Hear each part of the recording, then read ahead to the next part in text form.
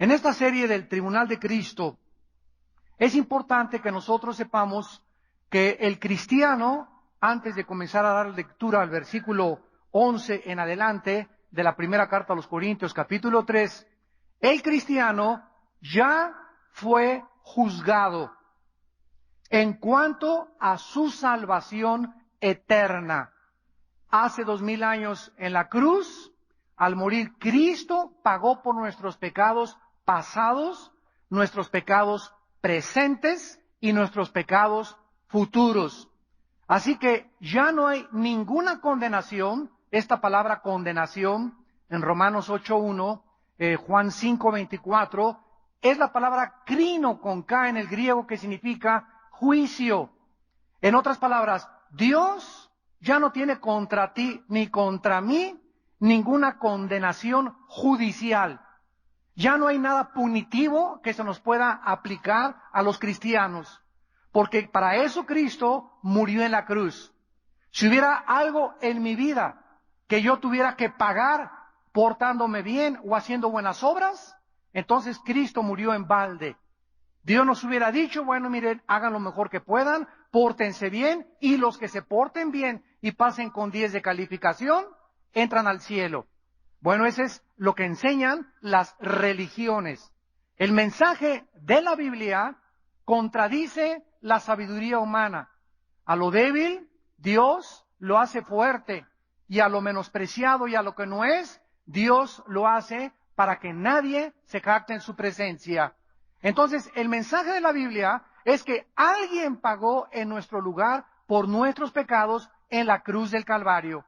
Y si yo me muero hoy, o si tú te mueres hoy, o mañana, o pasado mañana, nos vamos al cielo, porque la salvación no se puede perder.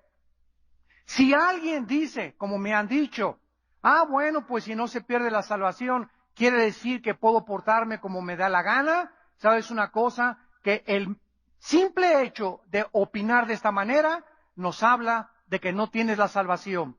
Porque la persona que ha recibido la salvación está eternamente agradecida con Dios. Es como si alguien te regala un coche y dices, pues ahora le voy a meter a 180 y lo voy a estrellar. Espérame tantito, lo vas a cuidar, le vas a cambiar el aceite, lo vas a lavar, lo vas a encerar, porque es algo precioso que te dieron. Mi casa me la regalaron y hay que cuidar a la casa, hay que darle mantenimiento. ¿Por qué? Porque es un regalo precioso que Dios nos da a través de las gentes. Entonces, es lo mismo con la salvación. Dice Gálatas 5:10 que hemos sido llamados a libertad. Solamente que no usemos esta libertad que tenemos al saber que la salvación no se puede perder como ocasión para la carne. Y es el mismo ejemplo de un asesino que sale de la cárcel o que ya cumplió su condena. Y el juez le dice, oye Pancho, eres libre ya para poder integrarte a la sociedad. Dice Pancho, con que ya soy libre, ajúa, ¿verdad? Voy a comenzar a hacer lo que me da la gana. Espérame tantito, le dice el juez. Eres libre para portarte bien. Porque si tú infringes las leyes que siguen vigentes, regresas otra vez a prisión. Entonces Dios nos da la libertad, nos saca de la prisión de donde estábamos para hacernos libres en el espíritu y no lo confundamos con libertinaje. La libertad consiste en hacer lo que debemos hacer. Apúntalo. La libertad consiste en hacer lo que debemos hacer. El libertinaje en hacer lo que nos da la gana. Y el cristiano tiene un manual que es la Biblia, donde nos indica las reglas de la moral, las reglas de la sexualidad, las reglas del matrimonio, las reglas de los hijos, de los empleados, de los jefes, de los empleados, como ciudadanos ante el gobierno. La Biblia nos muestra claramente cuáles son nuestras responsabilidades. Muy bien. Habiendo dicho esto, ¿qué le pasa al cristiano con las buenas obras que hizo mientras estaba en el cuerpo? Si tú murieras, por ejemplo, el día de mañana y le gritaste a tu esposa la noche anterior, pecaste contra Dios, ¿verdad? Porque le gritaste a tu esposa y a lo mejor hasta una cachetada te dio ella o tú a ella y te mueres a las 12 de la noche de un ataque al corazón. ¿Te condenas? De ninguna manera. ¿Por qué? Porque esos pecados también ya fueron puestos en la cruz de Cristo. Es por eso que la salvación no se puede perder.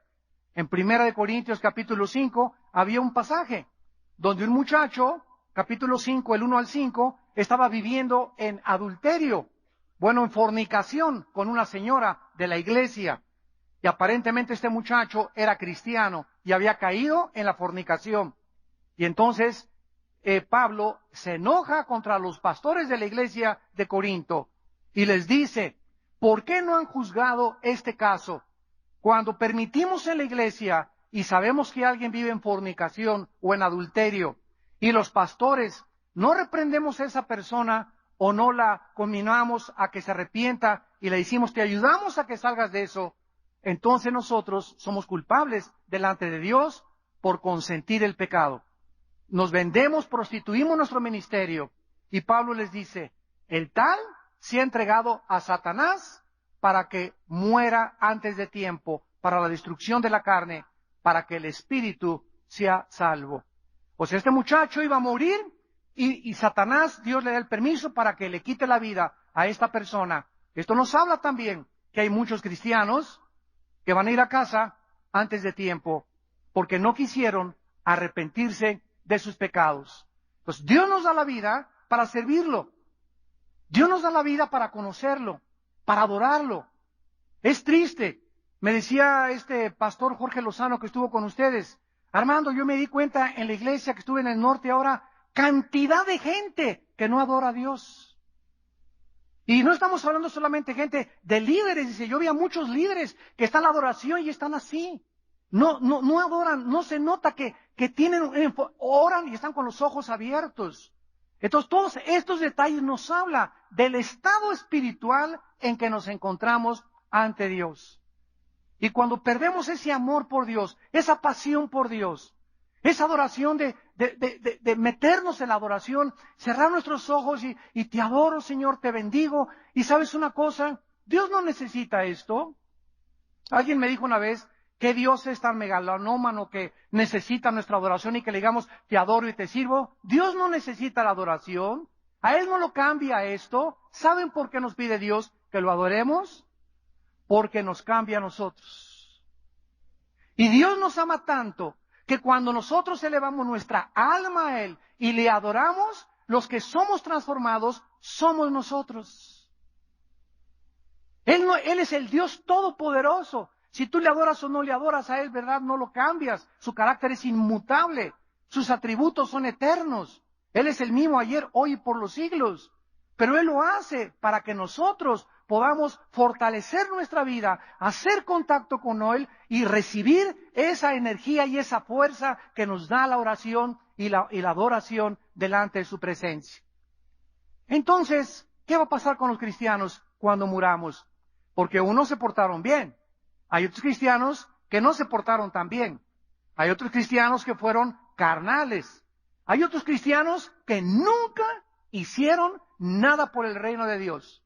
Hay otros cristianos que van a morir y siempre le robaron a Dios con los diezmos. Hay otros cristianos que nunca ganaron una alma para Cristo. ¿Van a ser recompensados igual? En la otra vida, ¿estos cristianos van a avergonzarse? ¿Van a sufrir pérdida? ¿O qué les va a pasar? Este es el tema que estamos ocupándonos en esta mañana. En 1 Corintios capítulo 3, versículo 11 en adelante, el apóstol Pablo dice, nadie puede poner otro fundamento que el que está puesto, el cual es Jesucristo. En otras palabras, todos nosotros, los seres humanos, estamos parados. El fundamento, ustedes saben qué es. El fundamento es la base donde se construye un edificio. Y si el fundamento de tu casa es sobre arenas movedizas o sobre un terreno no muy rocoso, pues tal vez cuando venga una inundación, o si tu casa fue construida en un cerro donde hay mucha tierra, se deslava la casa como lo hemos visto en muchos noticieros, y se derrumban colonias enteras que estaban construidas sobre la arena. Muy bien, nuestras vidas es igual. Muchos están parados y el fundamento de ellos es el ateísmo. Su vida está construida sobre una base que se llama ateísmo. Estas personas no tienen moral más que la de ellas mismas. Estas personas no tienen principios, estas personas no tienen ninguna dirección, estas personas no tienen contacto ni de dónde vienen, ni quiénes son, ni dónde siguen. Para ellos el material es lo único que existe, el materialismo. Su fundamento es el ateísmo. Otras personas están paradas sobre las filosofías orientales, y esa es la base de sus vidas. Pues yo creo en la reencarnación, y yo creo en el budismo, y creo en la meditación trascendental, y que me puedo tener contacto con el mundo externo, y con el karma, y con la fuerza del universo, etcétera, etcétera, y ese es el fundamento de ellas. Otros están parados sobre religión. No, mi religión es la única verdad, y meto un gol y me persino, y salgo de la cancha y me persino, me subo al camión y me persino, salgo a mi casa y me persino, y su base es la religión, pero no saben ni lo que enseña su religión, ni a dónde va su religión, ni quién fundó su religión, ni qué enseña su religión. Y hay otras personas que estamos parados sobre Jesucristo. Y una persona que recibe a Cristo se sale del ateísmo, de la base del ateísmo, se sale de las filosofías orientales y brincamos todos para que nuestra vida comience a tener un fundamento sólido, que sepamos a dónde vamos, que tengamos seguridad, que pueda entender yo que no soy un animal, que no venimos de la evolución ni de la selección natural, y nuestra vida comienza a ser transformada poco a poco. Cada vez tengo más esperanza, más seguridad, cada vez perdono más fácil las ofensas. Una característica de un cristiano espiritual y maduro es una persona blindada contra las ofensas, contra la persecución, contra las traiciones. Ya no me molesta tanto que me hayan traicionado, ya no me molesta tanto que me hayan mandado a la banca, ya no me molesta tanto que hablen de mí. ¿Por qué? Porque ya el Espíritu Santo me ha fortalecido tanto que mis ojos están en Cristo, y ya no me distraigo con los que me hablan o me dicen, los perdono, que Dios te bendiga, que Dios te bendiga. Yo quiero seguir siendo feliz. Y quiero seguir teniendo paz, y no me importa lo que tú digas contra mí. Si te encuentro ahorita aquí en Mundo ¿verdad? No voy a agarrar, mira el pajarito para no saludarte. No, ¿verdad? Si voy a pasar por ahí, te voy a saludar, y ¿cómo estás? No te voy a voltear la cara. ¿Por qué? Porque no tengo nada contra ti. Y si tú tienes algo contra mí, ese es tu problema. Pero yo no me puedo esconder de tu presencia, ni voltearme cuando tú pasas junto a mí, porque demostraría que tengo aún rencor en mi corazón. Y ese rencor es gravísimo a los ojos de Dios. Entonces así comienza Pablo en esta carta, en este pasaje. Nadie puede poner otro fundamento. Si tu fundamento, escúchame, si tú no eres cristiano, no es Jesucristo, estás parado sobre arenas movedizas. ¿Qué va a pasar cuando vengan los vientos, las lluvias y las inundaciones? Tu vida se va a derrumbar. Cuando venga y te quiera violar tu novio, cuando te embaraces, cuando pierdas el trabajo, cuando te deje tu esposo, cuando te deja tu esposa, como tú no tienes un fundamento para mantenerte de pie, las tribulaciones y los problemas te van a derribar, te van a amargar, te van a hacer que comiences a odiar a los hombres, a odiar a las mujeres, a odiar a los cristianos, a odiar a los ciudadanos, a odiar a los partidos políticos, a odiar a todo, y comienza tu corazón a envenenarse, porque no tenías un fundamento, estabas parada o parado sobre un fundamento equivocado. Qué importante es, por eso dice Salomón a los jóvenes, acuérdense muchachos jóvenes, en los días de su juventud, acuérdense de Dios, porque vienen las lluvias, y vienen los divorcios, y vienen las persecuciones, y la falta de trabajo, y si tú no tienes a Dios en tu vida se va a derribar. Entonces es importante que vamos entendiendo todo esto para comprender la importancia de ser cristiano, pero manifestarlo con las buenas obras. Dice así el versículo 12. Sobre este fundamento, o sea, sobre Jesucristo, los cristianos estamos construyendo como si fuera una casa nuestra vida, estamos edificando como si fuera un edificio nuestra vida, con dos clases de materiales. Dos clases de materiales forman parte de tu vida cristiana. Unos cristianos están edificando su vida con oro, plata y piedras preciosas.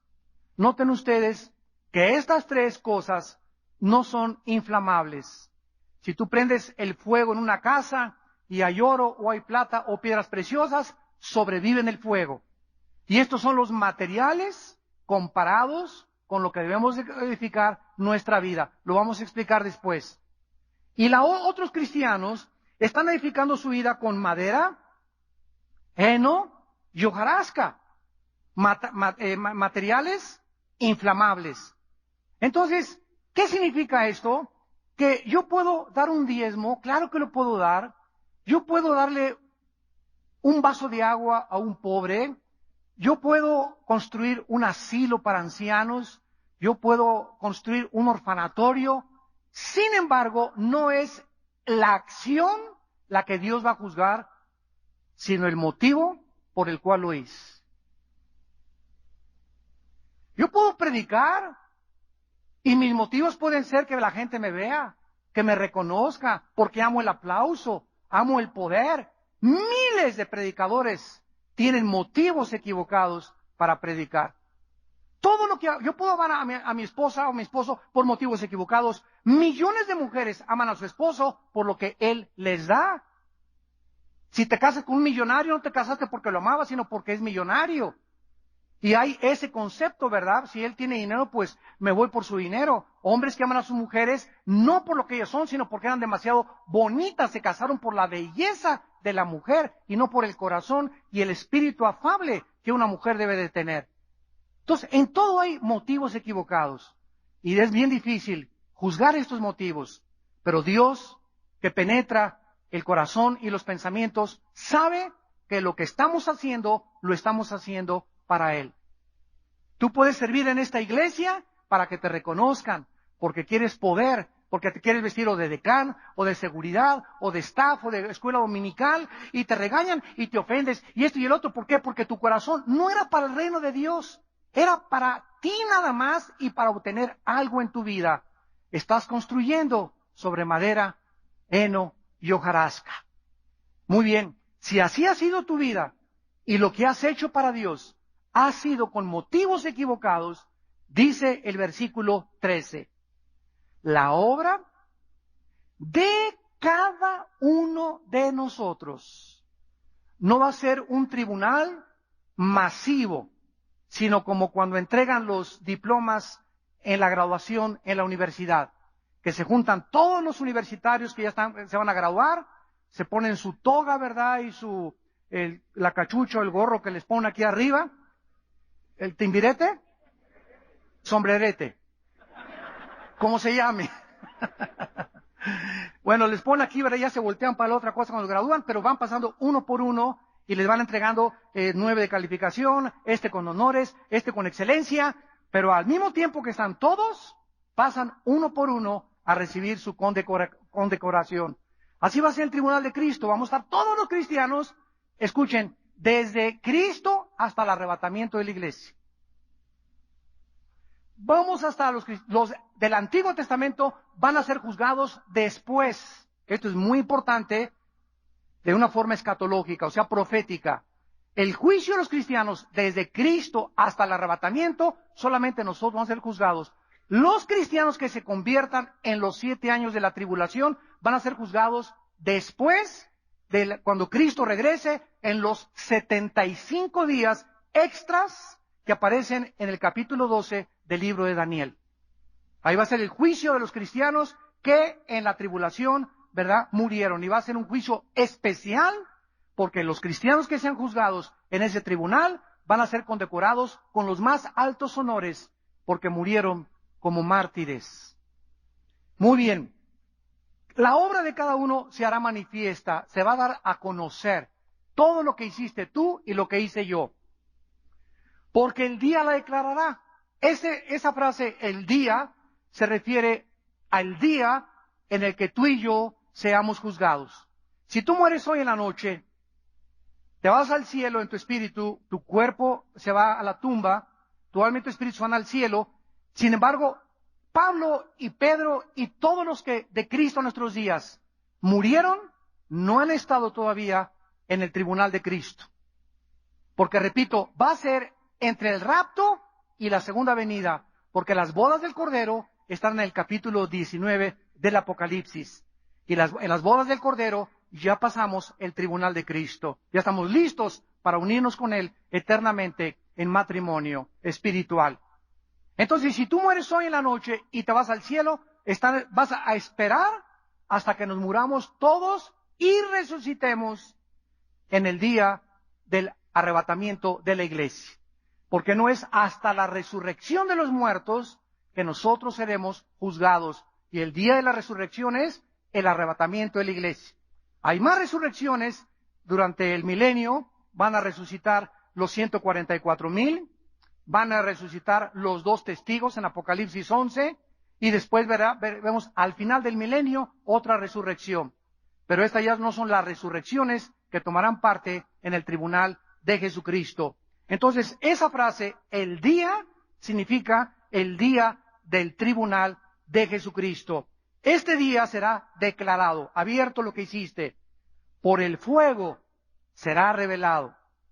Y la obra de cada uno, Pancho, Carlos, Carmelita, Pitufa, Crisóstomo, Pancracio, Filomeno, etc., Anastasia, todos absolutamente sin ninguna excepción, vamos a pasar a la báscula. Vamos a pasar todos verificación. No va a haber nadie que se le escape al Señor. Cada cosa, palabra, obra que hicimos será probada, o sea, por el fuego. O sea, que significa esto, que si fue por motivos malos, no va a contar. Es lo que significa. Todo lo que hicimos con motivos equivocados no va a contar. Quiero darles un ejemplo para que tengan un poco más de idea de lo que el Espíritu Santo nos quiere enseñar. En el capítulo 2 de Apocalipsis, versículo del 1 al 6, hay un caso asombroso. La iglesia de Éfeso. Y entonces Dios comienza diciéndole a la iglesia de Éfeso: yo conozco tus obras, yo conozco que te has esforzado, yo conozco que has sido celoso, yo conozco que has probado a los falsos apóstoles. Y por cierto que hay una apostolitis ahorita tremenda. Y ahorita todo el mundo está haciendo apóstol. Conozco que has probado a los falsos apóstoles y los has hallado mentirosos. Imagínense, después de recibir todas estas alabanzas de parte de Cristo, esta iglesia cómo se debería de sentir, ¿no? O tú, si fueras individualmente delante de Él. Mira, Pancho, has sido paciente, has hecho esto, diezmaste, bla, bla, bla. Y de repente Dios se detiene y dice: pero ¿qué, Señor? ¿Me faltó algo más? Tengo contra ti que has perdido tu primer amor. O sea, todas estas obras, entre comillas, que aparentemente cualquiera diría, ni la Madre Teresa le podría ganar, ni San Crisóstomo, ni Santa Rita de Casia, fue un santo, fue una santa. A la luz del tribunal de Cristo, Cristo les dice: nada de esto te sirve y sirva, porque lo más importante que debió haber existido detrás de tu celo, de tu doctrina y de todo, era que estuvieras enamorado de mi Hijo Jesucristo.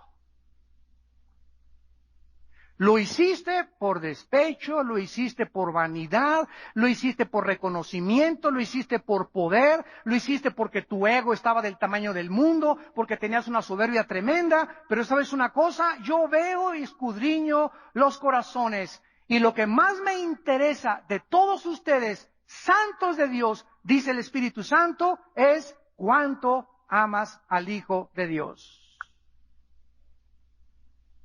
¿Qué significa esto? ¿Cuánto tiempo pasas diario con Él? ¿Cuánto tiempo pasas en comunión con Dios? De las 18 horas que tenemos o 16 horas que tenemos diarias, porque 8 horas las dormimos y estamos en estado inconsciente, de cada día que pase se va a calcular. Ayer Pancho pasó 3 minutos, llegó a la Biblia y le hizo: en el nombre de Jesucristo, amén, feliz no me San Padre, noche de día, Padre nuestro que estás en los cielos, amén. Y ese fue su devocional de Pancho. Apúntele 15 segundos, Pedro. Pancho fueron 15 segundos. El martes, 30 segundos. El miércoles, 3 minutos. El otro día, 40. Y se va a sumar todo. ¿Cuánto de nuestra vida le dimos a Dios? ¿Cuánto tiempo pasamos con Él en la hora? Aquí, pero fuiste muy activo. Y a lo mejor hasta eras pastor o pastora o pensionero o predicador, ustedes que me escuchan a través de la televisión, y construiste iglesias y todo, y que de repente te diga Dios, he visto que ganaste miles de almas y eras muy buen predicador, te decían el Spurgeon del siglo XXI, y sabes una cosa, que hiciste asilos y las iglesias que fundaste tenían techos de mármol y con candiles franceses y alfombras persas, pero ¿sabes qué, Pancho Pistolas? Que no vas a entrar ni vas a tener recompensas, porque lo que más me interesó de tu vida es que fuiste muy activo, hiciste muchas cosas, pero a mí me interesa más lo que eres que lo que haces.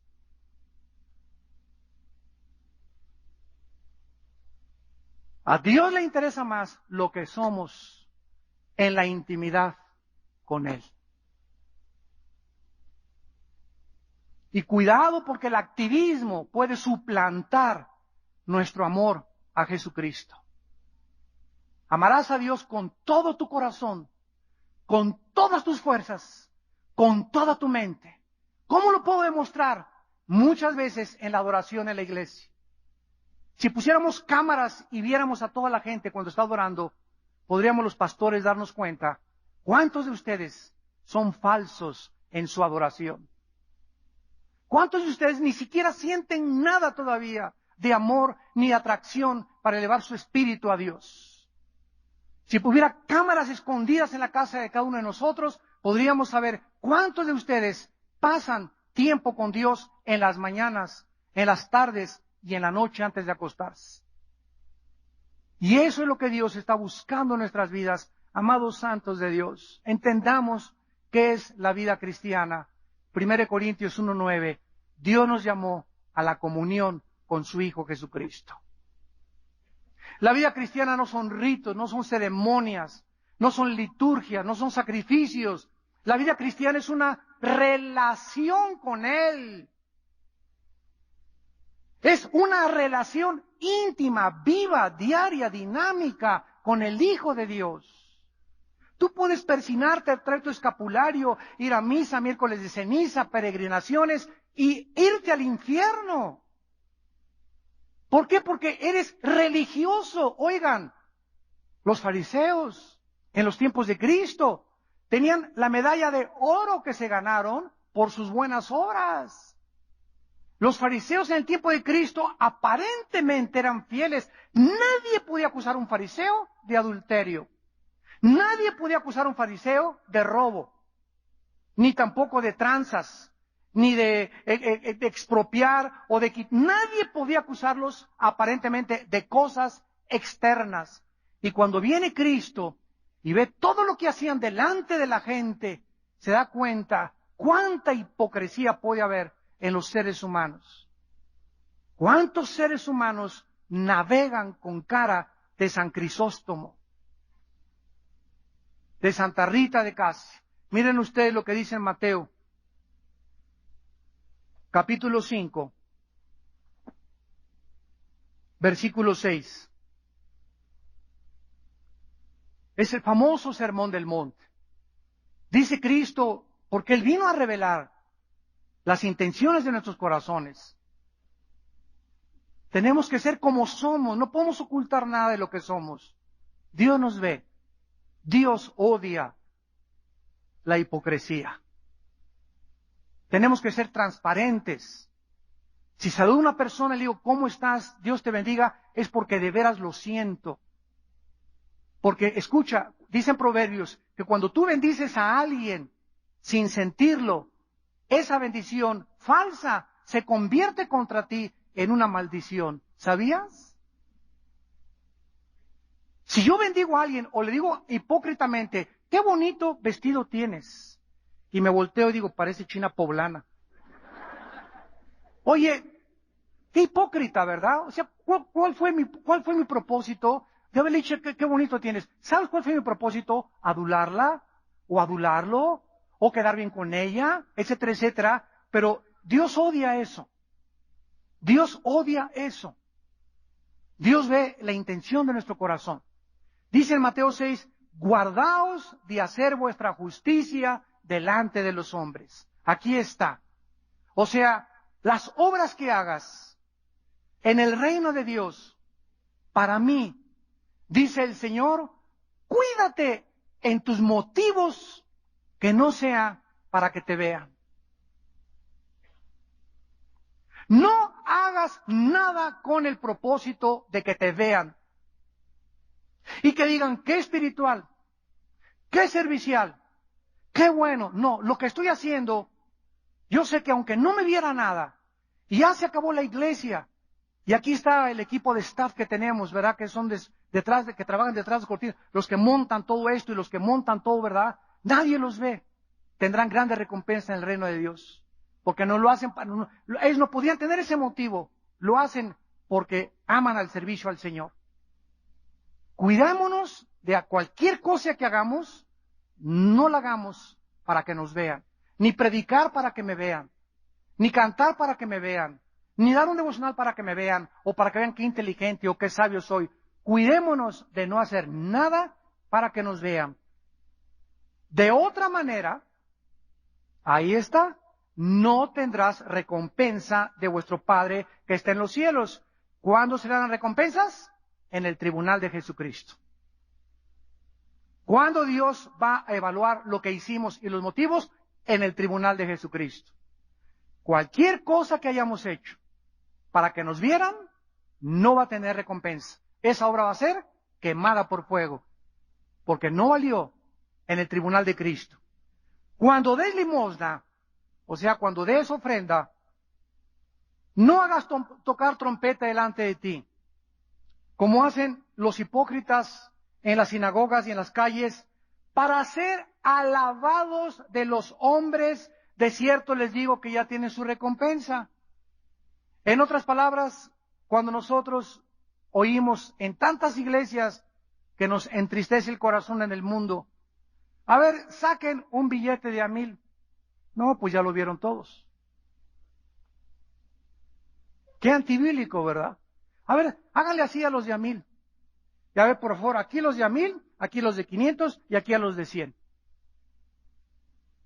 Y cuando comenzamos a tener esta clase de actitud como ministros de Dios, que me escuchan a través de la televisión, yo sé que no van a volver a invitar a su iglesia.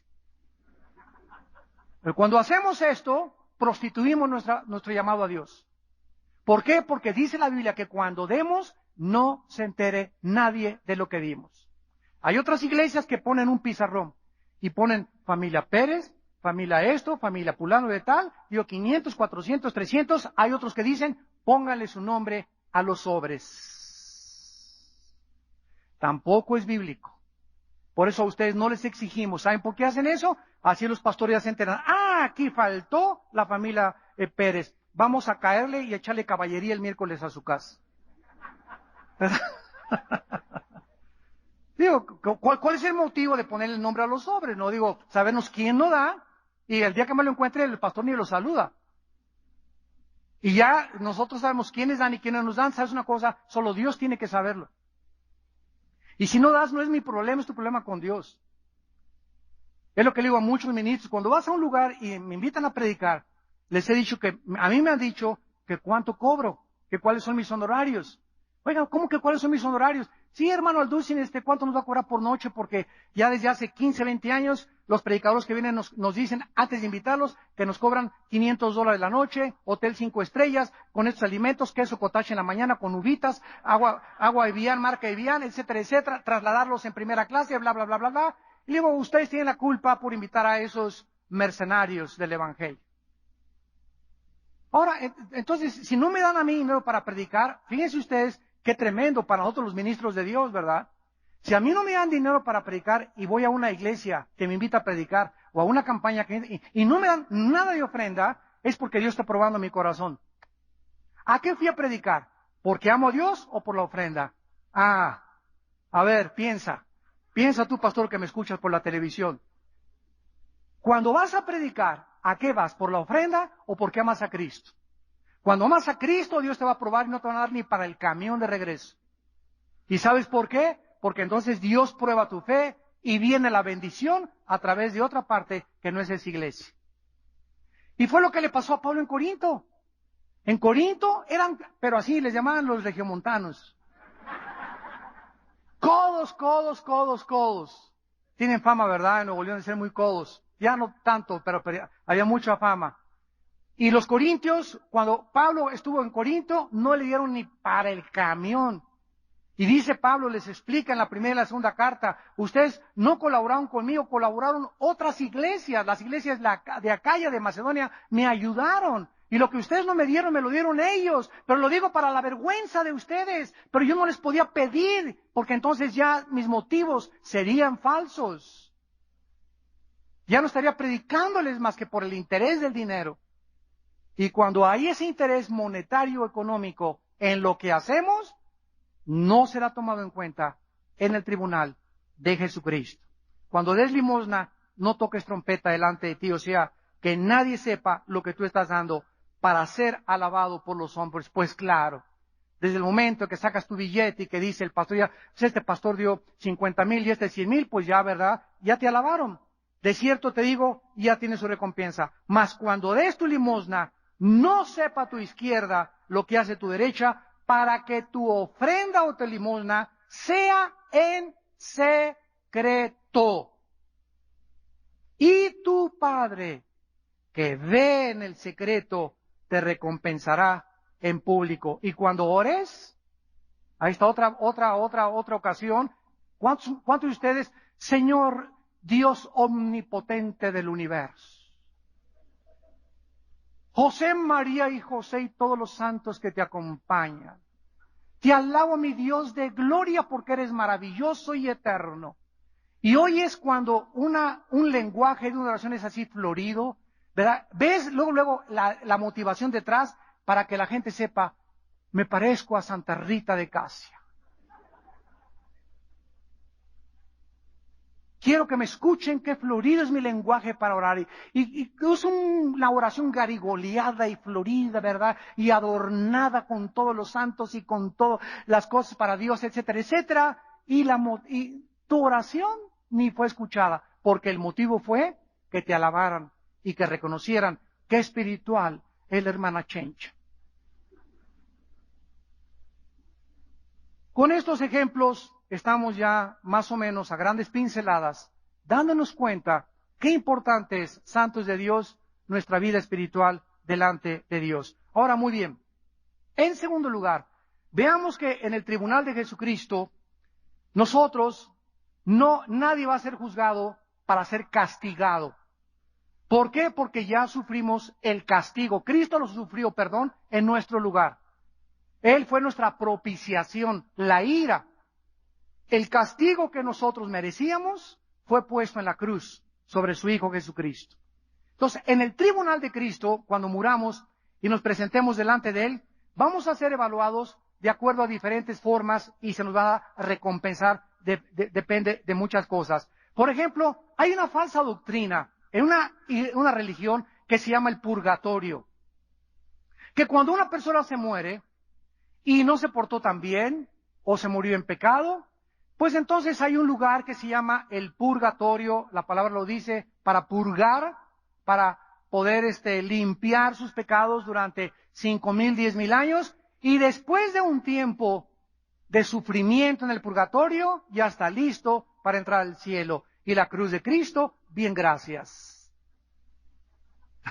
Qué absurdo, ¿no? O sea, mira, Señor, tú moriste en la cruz y pagaste por mis pecados, pero hay unos pecados que yo tengo que purgar, que yo tengo que pagar. Y si hubiera algún pecado por el cual yo tengo que pagar, en vano murió Jesucristo. En vano es la gracia de Dios. ¿Me van siguiendo? Muy bien. Para refutar esta doctrina del purgatorio, tenemos tres cosas. En primer lugar, la Biblia dice en Romanos 5:9 y en Primera de Tesalonicenses 1:10 que el cristiano ya no sufrirá la ira de Dios, porque esta ira fue derramada sobre la persona de su Hijo Jesucristo. Lo que Dios tenía que castigarnos, lo hizo en la persona de su Hijo en la cruz. Ya Dios no tiene nada contra nosotros. Absolutamente no hay ningún cargo contra ti ni contra mí. Para que sea más claro esto, aquí está un juez. Y el juez tiene aquí el expediente de un reo condenado a muerte. Pues mira, Pancho, aquí están todos los cargos, ¿verdad? Las agravantes, de acuerdo al Código Penal de nuestra nación, tú mereces la pena capital. Muy bien, Pancho es sentado en la silla eléctrica, la silla eléctrica lo electrocuta y a Pancho lo entierran. En el momento en que a Pancho lo entierran, el juez o el tribunal, el expediente que acusaba a Pancho ya no tiene vigencia, porque las leyes internacionales dicen que nadie puede juzgar dos veces a la misma persona, por algo que ya fue sentenciado. Ya no se puede volver a abrir el expediente y juzgarte cuando ya se dictó la sentencia.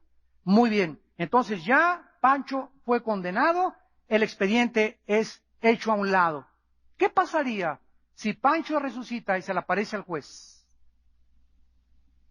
Hola, mi señor juez, ¿cómo está usted? ¿El juez qué diría? ¿Agárrenlo otra vez y métanlo a la silla eléctrica? No, porque ya se dictó la sentencia. Escuchen esto, qué precioso es. Cuando nosotros recibimos a Cristo, el juez que es Dios tenía contra nosotros una lista, yo creo que de mí tenía periódicos, de pecados tremendos que me acusaban y que si yo me hubiera muerto contra esta lista que Dios tenía conmigo, me condenaba en el infierno. Entonces, esta lista de pecados que Dios tenía contra mí, vengo a la Biblia y me dice, Armando, cuando mi hijo moría en la cruz, esta lista de pecados fue puesta en la cruz. Y cuando mi hijo murió, tú moriste porque tú estabas con él. Romanos 6 del 1 al 5, Colosenses capítulo 2. Tú estabas con Cristo muriendo. Cuando Cristo fue enterrado, tú fuiste enterrado con él. Y escucha, hijo mío, que cuando mi hijo resucitó de los muertos, tú resucitaste juntamente con él. Eres una nueva criatura. Las cosas viejas pasaron, todas son hechas nuevas. Ya no tengo nada contra ti. Cuando tú aceptaste a Cristo, tu expediente, dice Colosenses 2, 14 al 16, el acta de los decretos que nos era contraria fue puesta en la cruz. Y ya no tengo nada contra ti. Y ahora, Señor, le pregunto, bueno, ya pagaste todos mis pecados, pasados, presentes y futuro, pero si yo peco ahorita ya siendo cristiano, ¿qué me pasa? ¿Me condeno? No, hijo mío. El cristiano que peca ya no puede perder la salvación. Pierdes tu comunión conmigo. ¿Qué significa esto? Que en el momento que un cristiano peca, ya no se condena, pero el cristiano, el Espíritu Santo, se contrista dentro de ti y comienza tu vida a perder poder. Porque vendrá el Espíritu Santo y les dará poder. El poder que tenemos para vivir, para aguantar tribulaciones, cachetadas, traiciones, persecuciones, pobreza, desnudez, etcétera, etcétera. Ese poder no es nuestro, es del Espíritu Santo. Y cuando peco, ese poder se hace chiquito y comienzo a enfrentar el mundo en mi carne nada más, en mis 5 sentidos. Y enfrento a mi esposa en mi carne, enfrento a mis hijos en mi carne, enfrento a mi novio en mi carne, enfrento a mis pastores en mi carne. O sea, soy un cristiano, pero soy un cristiano desposeído del poder de Dios. Ya no tengo gozo en mi vida. Comienza el diablo a meterme semillas de odio, de venganza, de desconfianza, de que la gente, todos los cristianos son una bola de hipócritas, todas las iglesias son una cochinada, y no, ¿sabes una cosa? Te voy a dar un consejo. En el arca de Noé, todos los animales que estaban adentro se hacían popó.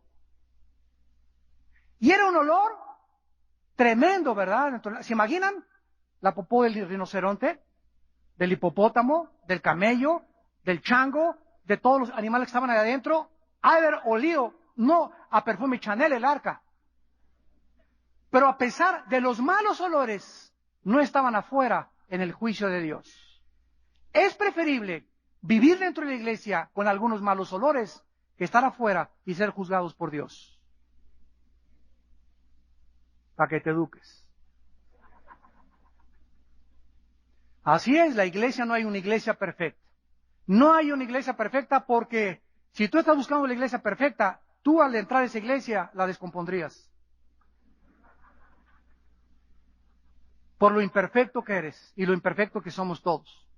Entonces tenemos que entender que la iglesia es un campamento donde hay muchos malos olores, porque ninguno todavía es querubín, no hemos resucitado. Dios está trabajando con todos nosotros. Y ahí está Colosenses 3, sopórtense unos a otros, perdónense unos a otros, aguántense unos a otros, sobrellévense unos a otros las cargas los unos de los otros, porque en medio de esto es donde estamos entrenando el carácter. El carácter. Y aquí es en medio de los malos olores donde demostramos cuánto podemos aguantar, cuánto blindaje tenemos para soportar las cosas que el mundo nos lanza y los falsos hermanos también contra nosotros. Muy bien, dice aquí entonces en 1 Corintios, en nuestro pasaje, capítulo 3, la obra de cada uno se hará manifiesta, versículo 14, si permaneciere la obra de alguno que sobre edificó, recibirá recompensa.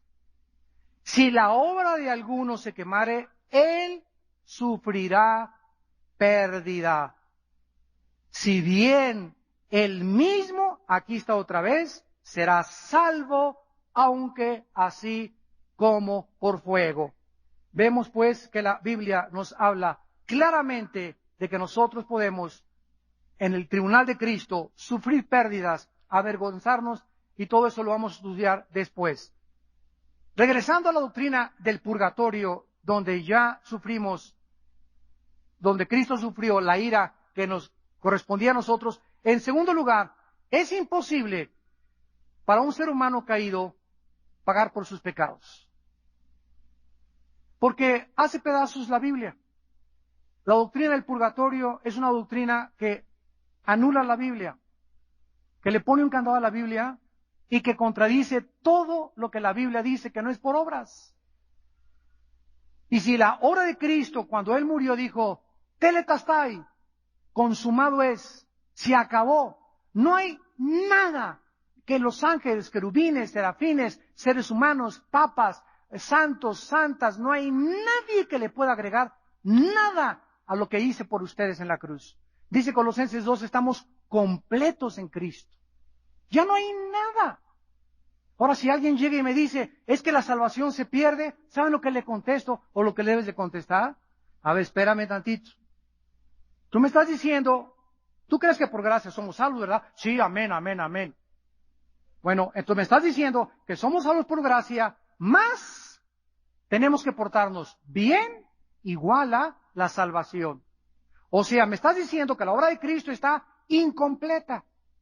Porque si te salvó Dios, pero hay algo después que tú no hiciste bien, entonces ya no entras al cielo. Entonces no te borró los pecados futuros, sino solamente los pasados. Y la Biblia dice, Hebreos 10, 8, 10, 11 y 12, que por una ofrenda nos hizo perfectos a los santificados. Peléate con la Biblia, refutando argumentos y toda altivez que se levanta contra el conocimiento de Dios y llevando cautivo todo pensamiento a la obediencia a Cristo Jesús. Qué maravillosa es la Biblia, qué importante es estudiarla, venir aquí al LITI, al diplomado, a conocer un cristiano. Una vez me dijeron, oiga, maestro. Digo, ¿sabes una cosa? Todos los cristianos somos estudiantes de la Biblia. Todos, inclusive nosotros los pastores. Porque nunca sabremos lo que sabemos como lo deberíamos de saber. Hay muchas cosas, ¿verdad?, que a mí, conforme pasa el tiempo, tengo más luz aquí, tengo más luz acá, y aquí estaba equivocado en esta cosa, y así, mientras vas avanzando, Dios te ilumina, pero la mente de Dios es inmensa, ¿verdad?, es inconmensurable, jamás la podríamos entender, pero mientras caminamos con Dios, debemos de tener humildad para seguir estudiando. Un cristiano que deja de estudiar, que deja de discipularse, si yo les dijera a ustedes, ¿cuántos en esta mañana? Levanten la mano, pero no la levanten. Se discipulan entre semana, aparte de la torta que se come nada más aquí el domingo.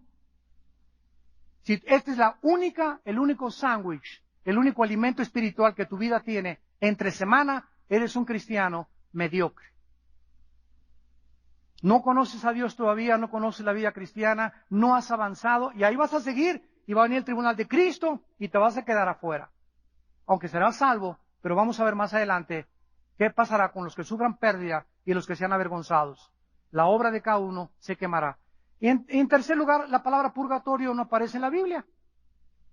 No sé si en la Biblia del Mormón, en la Biblia que tú tienes ahí de Santo Tomás que te apareció anoche en tu casa, pero en la Biblia que yo tengo aquí, esta que yo tengo aquí, la Reina Valera 1960, la King James, y las Biblias católicas, inclusive la Torre Samala, Nácar Colunga, etcétera, etcétera, en ninguna Biblia que yo conozco aparece la palabra purgatorio. Entonces, ¿quién lo inventó? No sé. Pregúntale a tu padrino. Y finalmente, es muy importante que al ver la realidad que algún día, al morir tal vez para ti hoy en la noche, hoy fue la última vez que tú oíste, ¿quién de ustedes está seguro que mañana amanece? Nadie. Niños chiquitos, jóvenes, niños de 8, 10, 15, 20, 30, 40, 50, 60. Nadie sabe cuándo, dice Dios, a casa, o al fondo de la tierra, al infierno. Como no sabemos y es tan incierta nuestra vida, prepárate para encontrarte con tu Dios. Prepárate para encontrarte con tu Dios. Amados santos, estad firmes y constantes. 1 Corintios 15, 58. Estando constantes y firmes en la obra del Señor para que vuestra fe no sea en vano.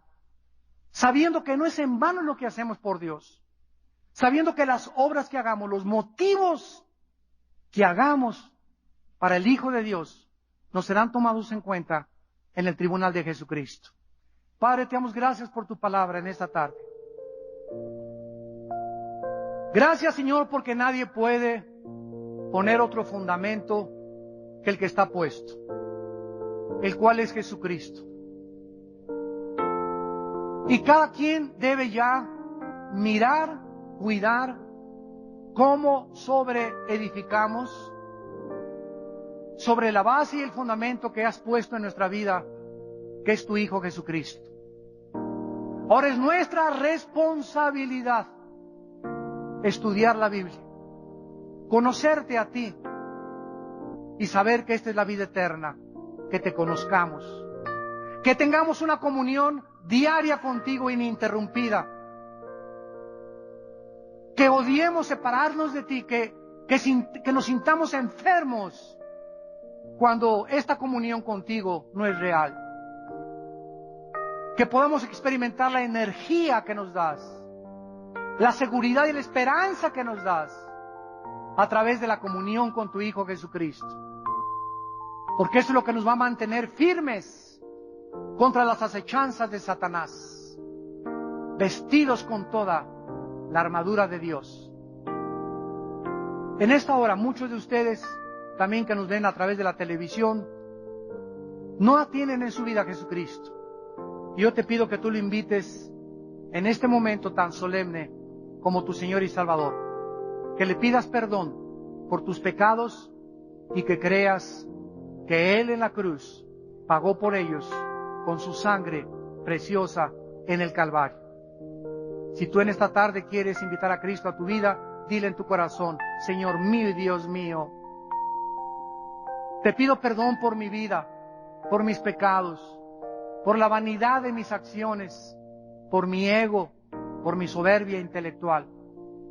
Creo que en la cruz tu Hijo abrió las manos y pagó mis pecados con su sangre.